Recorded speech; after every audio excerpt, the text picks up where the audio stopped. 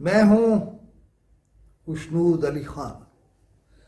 سندھ کے وزیر اطلاعات ناصر شاہ اور دوسرے وزیر جناب سعید غنی کہہ رہے ہیں کہ نیشنل میڈیا تو کراچی کو ڈوبا ہوا دکھا رہا ہے، مگر عملاً ایسا نہیں ہے۔ میرا سوال یہ ہے کہ اس نیشنل میڈیا کو ابھی تو سندھ حکومت نے کروڑیں دیے ہیں، پھر ایسا کیوں ہے؟